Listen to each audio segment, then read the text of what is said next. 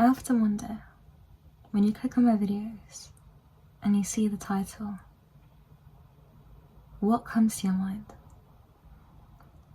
Because I've noticed that sometimes when I read books and I read the title of the books, for a split second I have a whole trajectory of what I think is going to be unravelled within the chapters of that book. For example, there's a book called The Unbearable Lightness of Being, and I'm still reading it, and it's a beautiful, beautiful book. But prior to even starting to read the book, I had a whole trajectory, a projection of what I thought the book was going to be about. And it's completely different to what I had thought. But it's fascinating, I'm noticing that more often. So I wonder what you thought and what you think. But I've been performing poetry again after a long time in person, and I was with a very, very close friend of mine at my recent performance, and I was telling her about a crush that I've got. And this crush is long past. They're no longer here. They are the wonderful Anthony Bourdain, who was a beautiful soul, incredibly, incredibly adventurous, lived life so vigorously. And I was telling her all about it, and a fellow poet came over and overheard the conversation and said something so deeply profound, yet so simple. She said, a crush is just someone that you want to be like. And it really, really hit me, because I don't get crushes that often. And even to call Anthony a crush might be a bit of a stretch, but potentially he's more of a muse. But then I began to question, aren't all crushes muses?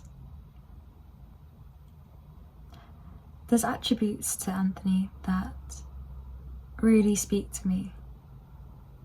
His traveller spirit, his playfulness. He actually once said something really funny about how he was in Japan or something, and he had really, really scary dreams at night. Full colour, full sound, it was so realistic, and he woke up and he thought about sushi. Such a playful, such a human way of being. And I noticed that those attributes are exactly what I aspire to have. To engage all my senses fearlessly to this human experience. To use touch, to use sound, to use taste. To be playful. To not take life as seriously. To have this beautiful dance of serious contemplation and just childlike naivety. It grips me. There's also a book called Damien, and there's a chapter in that book where one of the main characters, I believe he's at university, and he looks out a window and he sees this woman, and they never spoke. There's no dialogue between them. He doesn't even know her name, but she becomes the center point, the muse of his artwork. And there's this beautiful sort of lesson there of how we, all of us, to each other, are each other's muses, or can be at least.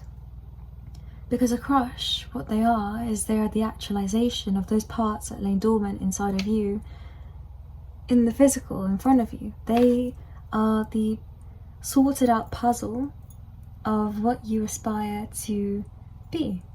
Those parts of you that remain locked up or in a weird configuration you can't really actualize yet, they appear to do the same. Now, I say that knowing that that likely 9 times out of 10 isn't the case, and that's just a projection you've put onto them, hence it being a crush.